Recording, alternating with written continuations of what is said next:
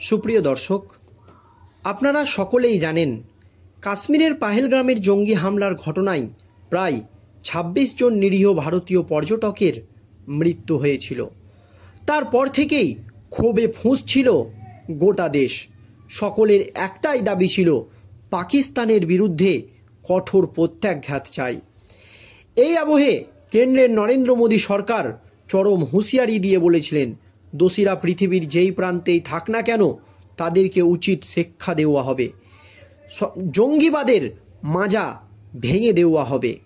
এই আবহে প্রধানমন্ত্রী নরেন্দ্র মোদী ভারতের ৩ বাহিনীর প্রধানকে একেবারে ফ্রি হ্যান্ড দিয়ে দিয়েছিলেন। তারা চাইলে পাকিস্তানে যেভাবে ইচ্ছা আক্রমণ করতে পারে এবং তাদের সন্ত্রাসবাদী ঘাঁটিগুলোকে গুঁড়িয়ে দিতে পারে। এই আবহে ভারতীয় সেনাবাহিনী ইতিমধ্যেই কাশ্মীরের ৯টি জঙ্গি গোষ্ঠীর ঘাঁটি একেবারে ধূলিসাৎ করে দিয়েছে। তারপর থেকেই পাকিস্তানও কিন্তু ক্ষোভে ফুঁসতে শুরু করেছে।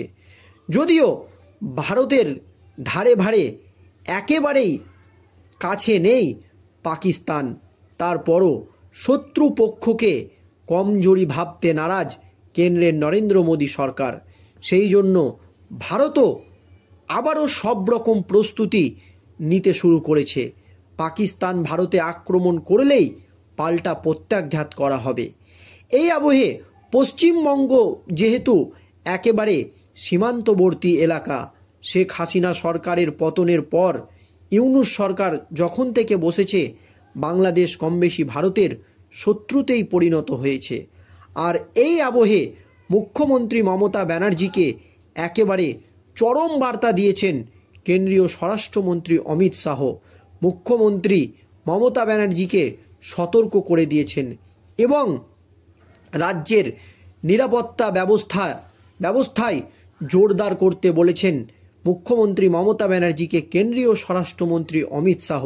এর পাশাপাশি আরও একাধিক নির্দেশিকা জারি করা হয়েছে কেন্দ্রের তরফ থেকে।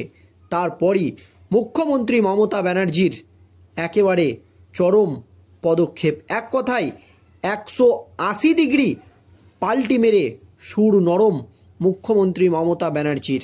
কেন্দ্রের হুঁশিয়ারির পরই তিনি একাধিক পদক্ষেপ নিয়েছে, কেন্দ্রের কথা রেখেছে।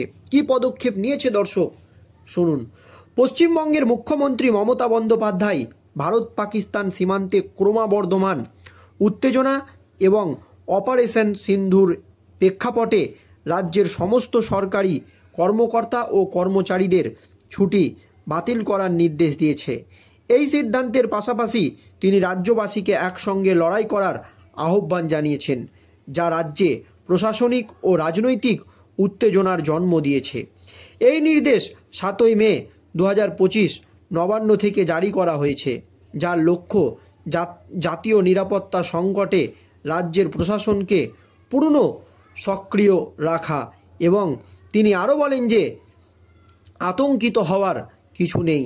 ৭ই মে ভোরে ভারতীয় সশস্ত্র বাহিনী অপারেশন সিন্ধুর নামে একটি অভিযান চালিয়ে পাকিস্তান ও পাকিস্তান অধিকৃত কাশ্মীরে ৯টি জঙ্গি ঘাঁটি ধ্বংস করে। এই অভিযান পাহেলগাঁও জঙ্গি হামলার ২২শে এপ্রিল ২০২৫-এর প্রতিশোধ হিসাবেই পরিচালিত হয়। সেখানে প্রায় ২৬ জন নিরীহ ভারতীয় পর্যটকের মৃত্যু হয়েছিল।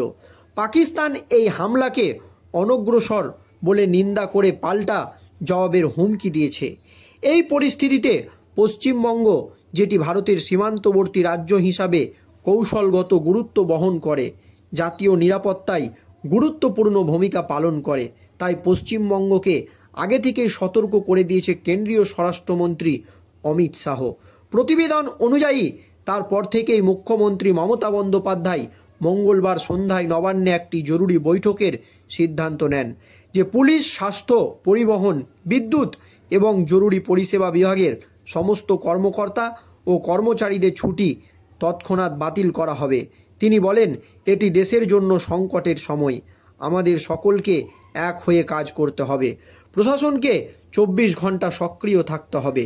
সূত্রের খবর অনুযায়ী মমতা বন্দ্যোপাধ্যায় কলকাতায় একটি জনসভায় বলেন, পাকিস্তান যদি ভারতের ওপর হামলা করে আমরা চুপ করে থাকব না। বাংলার মানুষ দেশের জন্য ঐক্যবদ্ধভাবে লড়াই করবে। তিনি রাজ্যের রাজনৈতিক দল, সমাজসেবী সংগঠন এবং সাধারণ মানুষকে এই সংকটে সরকারের পাশে দাঁড়ানোর আহ্বান জানান।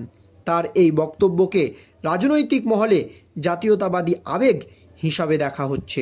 তবে রাজনৈতিক মহলে মুখ্যমন্ত্রী মমতা ব্যানার্জির এই বক্তব্যের পর নতুন করে গুঞ্জন শুরু হয়ে গিয়েছে।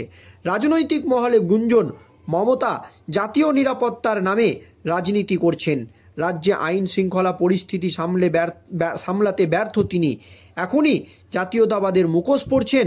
তৃণমূল কংগ্রেসের মুখপাত্র কুণাল ঘোষ পাল্টা বলেন, মুখ্যমন্ত্রী দেশ ও রাজ্যের নিরাপত্তার জন্য দায়িত্বশীল পদক্ষেপ নিয়েছেন।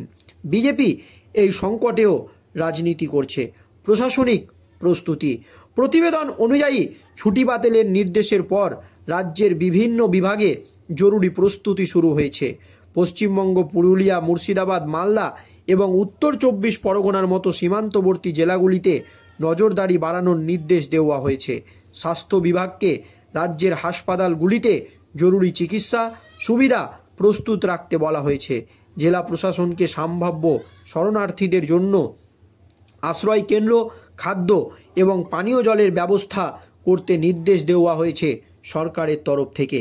পরিবহন বিভাগকে সেনাবাহিনী এবং অন্যান্য নিরাপত্তা বাহিনীর জন্য যানবাহন প্রস্তুত রাখতে বলা হয়েছে।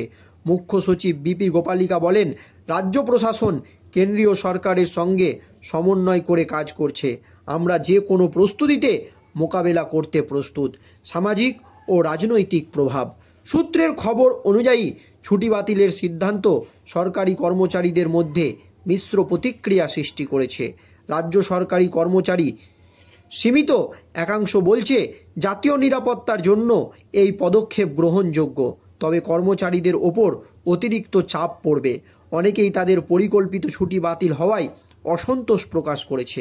তবে রাজনৈতিকভাবে মমতার এই পদক্ষেপ তৃণমূলের সমর্থকদের মধ্যে দেশাত্মবোধ জাগিয়েছে। তবে বিরোধীরা এটিকে নাটক বলে সমালোচনা করেছে। সিপিআইএম নেতা সূর্যকান্ত মিশ্র বলেন, মমতা সরকারের প্রশাসনিক ব্যর্থতা ঢাকতেই এই সিদ্ধান্ত নিয়েছেন তিনি। মমতা বন্দ্যোপাধ্যায়ের ছুটি বাতিলের নির্দেশ এবং একসঙ্গে লড়াইয়ের আহ্বান পশ্চিমবঙ্গ জাতীয় নিরাপত্তার প্রতি তার প্রতিশ্রুতি প্রকাশ। তবে এই পদক্ষেপ রাজ্যে রাজনৈতিক বিতর্ক এবং প্রশাসনিক চাঞ্চল্য সৃষ্টি করেছে। ভারত পাকিস্তান উত্তেজনা কমার আগ পর্যন্ত পশ্চিমবঙ্গের প্রশাসনকে উচ্চ সতর্কতা থাকতে হবে। মমতার এই উদ্যোগ দেশের সংকটে রাজ্যের ভূমিকাকে আরও গুরুত্বপূর্ণ করে তুলছে বলেই মত রাজনৈতিক বিশ্লেষকদের একাংশ। তবে এই নিয়ে মুখ্যমন্ত্রী মমতা ব্যানার্জিকে আগে থেকেই সতর্ক থাকতে বলেছেন কেন্দ্রীয় স্বরাষ্ট্রমন্ত্রী অমিত শাহ। এমনটাই কিন্তু সূত্র মারফত খবর পাওয়া গিয়েছে। পাহেলগাঁওয়ে হিন্দু পর্যটকদের হত্যায় সিঁদুর মুছে দেওয়ার পাল্টা ভারতের অপারেশন সিন্ধু।